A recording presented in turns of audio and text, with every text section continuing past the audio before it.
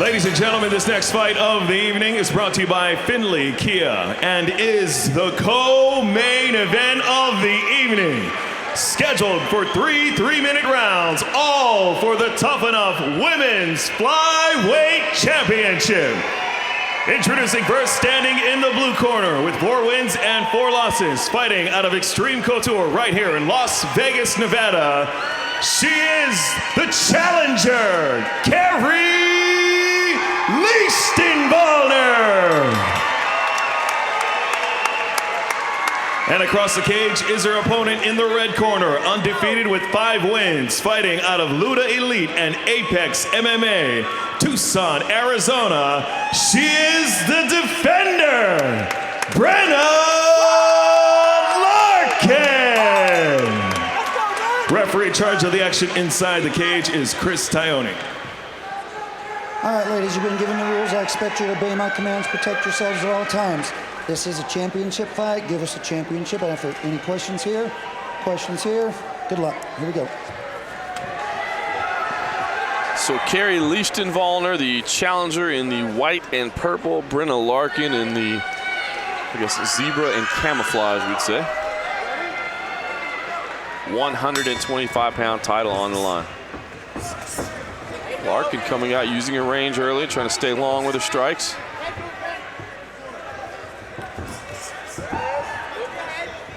Lichtenwalner does look comfortable in there, slipping some of those early strikes.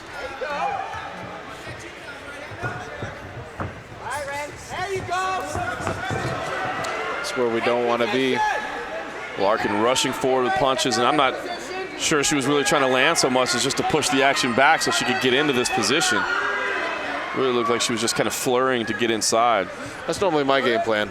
That's right, just throw and just get them to put their hands up and get inside. That's right. Larkin wrapped the body, looked to do a toss there, but Lichtenwalner. Kari should try to get some over-underhook versus even on the head right there and turn off. There we go. You said it, she did a good job. Got away from that position, went back to the center of the cage. Following the game plan to a T right now. Lichtenwalner with a lot of lateral movement. Kick to the body.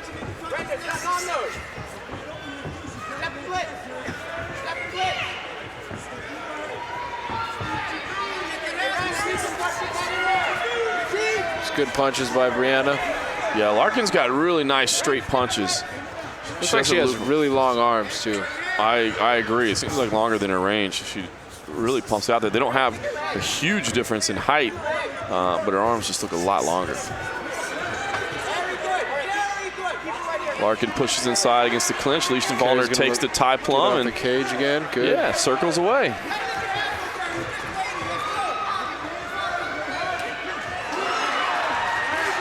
Just about 2 minutes into this championship fight. 1 minute left. Lichtenwalner, again, looks comfortable moving around a lot, looking to counter on those strikes, but Larkin's doing a good job with those straight punches. Nice right hand as well. Larkin going to try to unload with a flurry, landed it with a couple of nice flush punches. Lichtenwalner looks to have recovered well. She's defending against the cage.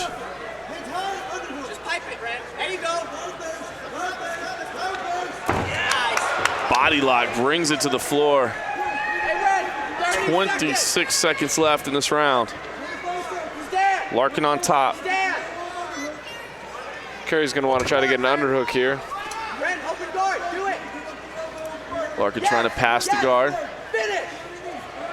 Instead, Lichtenwalner does a good job of, I was going to say stay safe. Ate a couple of punches there. Final 10 seconds of the round. Lichtenwalner on her knees, defending. Trying not to allow Larkin to get around the neck, which she doesn't. Good round, Kari. Round comes to an end there. Lichtenwalner, I think, looked comfortable for most of the opening round. Maybe just, you know, and I don't know if she's necessarily looking to try and counter, and that's where she feels most comfortable with, but I think in the stand-up department, maybe just getting to the punch a little bit first. Those straight punches are getting there first. Yeah, I think that's the whole thing. Brianna's just beating her to the punch. Yeah, those straight punches that she's using are landing well for Brenna Larkin. So Kari is a Take a look at the replay here of the opening round. Here was that nice flurry. I think this was obviously the best moment of the fight for Brenna Larkin of that opening round. Really landed several crisp punches in there. Got a takedown. Wasn't able to capitalize with a takedown, but landed a few nice punches in the flurry. Other than that, Lichtenwalner didn't take a lot of damage. She was just not getting to the punch first, so to speak. What do you got on that one? I got to go with the champ. I got to give it to Brenna Larkin. I think it was a close round, but that flurry and the takedown late sealed it for me. I'm going to hold my opinion until the second round. Round 2 about to get underway here. The champ, Brenna Larkin, in the zebra and camo. The challenger, Lichtenwalner, in the white and purple. Larkin starting very quickly this round. Kari's going to look to get off the cage again. Tell you what, it's a lot more comfortable to be on that pad than on the cage. Yeah, right? Doesn't quite rub against the back. Larkin's corner calling for the takedown. She's not able to get it. I mean, you're right. Jake Lichtenwalner doing a very good job of defending against the cage, getting off the cage, implementing all those things that you talked about before the fight she'd been working on. I think just, in these situations here, she needs to be first. Needs to be first, yeah, because Larkin is using those long strikes to rack up points from distance.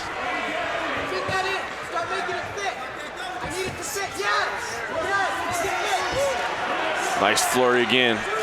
Lichtenwalner looked to kick to the body. Larkin striking over the top with those rangy punches right up the pipe. Once again in the clinch against the cage. Larkin has the body wrap. You hear Dennis Davis calling for Kari's underhook there. She's trying to fight for it. Going back to the punches to soften her up a little bit. There you go. Get that underhook and spin off. Yeah, worked it in and let it go.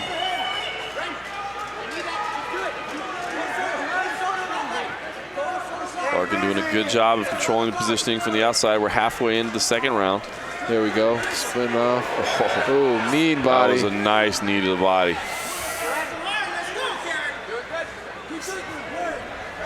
Lichtenwalner does get away. I think what I've seen more from Kari in a couple of her last fights, even in the kickboxing matches, is that she was using the angles a lot more. It's more, she's letting Brianna move in a straight line towards her. She's moving a straight line back. Oh, here comes the flurry. I think that straight punch hurt her. Showing heart against the cage, yeah. Showing a lot of heart, but Larkin has been working the body with knees and punches. She's landed a couple of nice straight punches up top as well.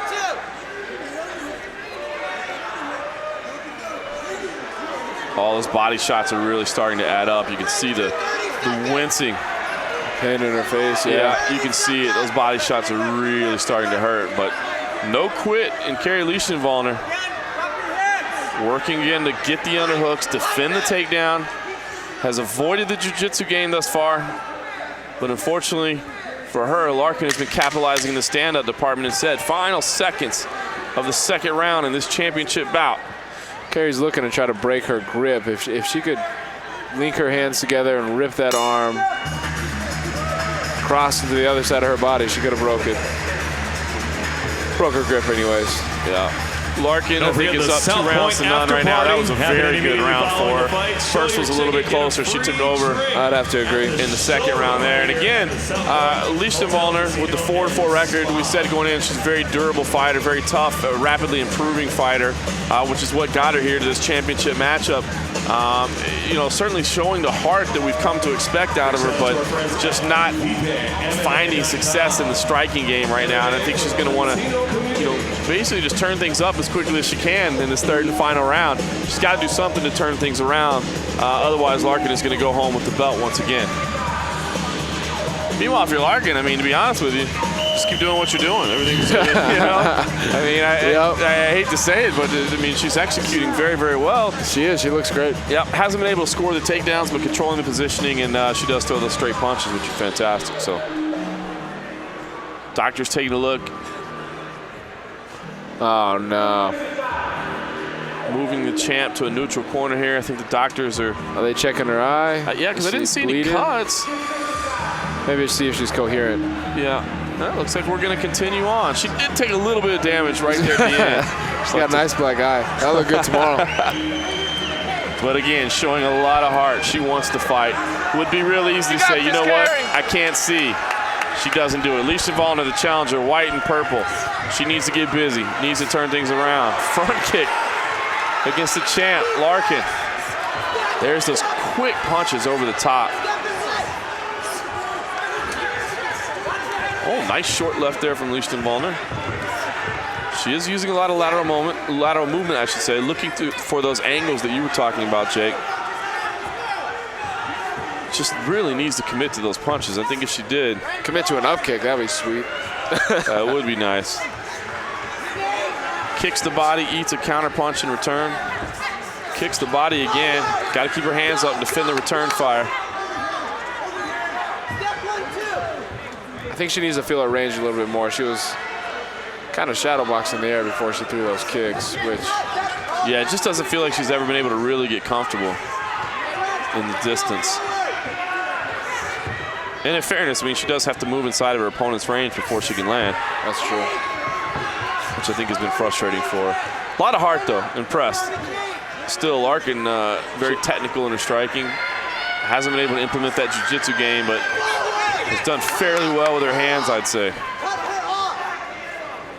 Both of their conditioning is looking pretty decent. I mean, neither one of them has stopped yet. Lichtenwalner caught a kick there, ended up letting it go, wasn't able to score the sweep. There's a front kick, comes up just short. She's moving in tight. Catches another leg. Now it's Larkin who lands strikes, wrapping the body as well. Corner calling to switch to the single on the right-hand side. She does have the... Get under the head. Jake's 20 finding it impossible. Hey, you know, I mean, you're not a corner man. You can do whatever you want. Finding it impossible not to coach his teammate. Lichtenwalner again showing a lot of heart. Circles off the cage. Larkin puts her right back on it. Battle for position. The over-under clinch.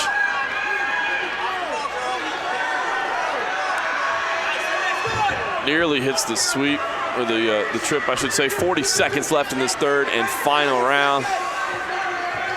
It's a close round, but Lichtenwalner needs more than a close round to get the upset here.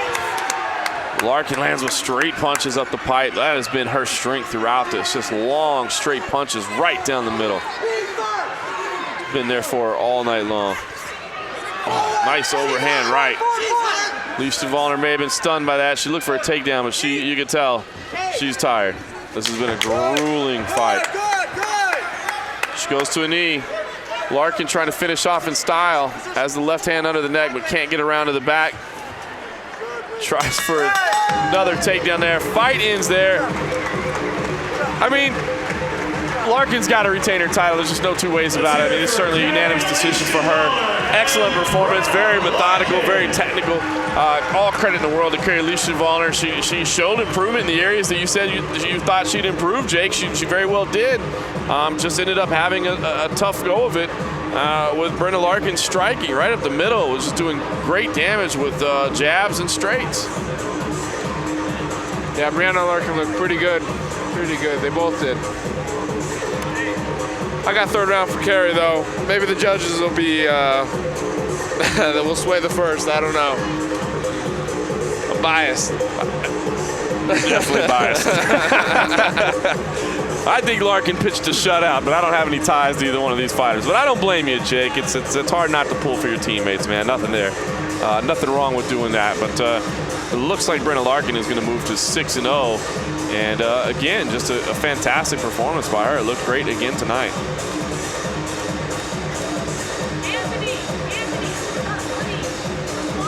We're waiting to get the official scores tallied. Seen Larkin checking her elbow or her forearm a couple times. I don't know if something happened there. Well, let's take it up to Justin Bernard and get the official result. I think the champion is going to retain her belt, but let's find out for sure.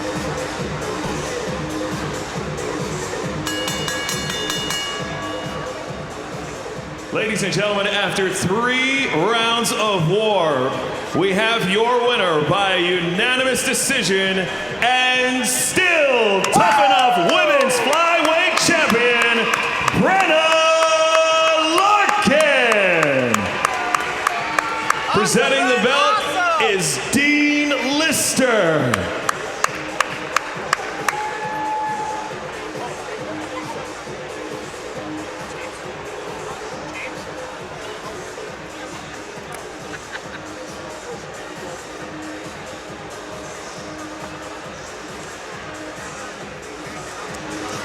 Here with the champ, Brenna Larkin, who puts you up to 6 wins. What's next for Brenna?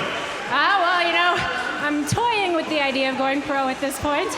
But, you know, if Tuff-N-Uff makes me an offer I can't refuse, then I may be back. They do that often. Here's your champ. You want to thank anybody out tonight? Yes. Thank you, Ed West, Joey Rivera, Nicole Rivera, Mercedes White, Coach Valdez, Old School Boxing. I love your overhand right. And everybody else I happen to be forgetting, I love you guys too. Thank you so much. Here is your champion, your women's flyweight champion, right here, Tuff-N-Uff, Brenna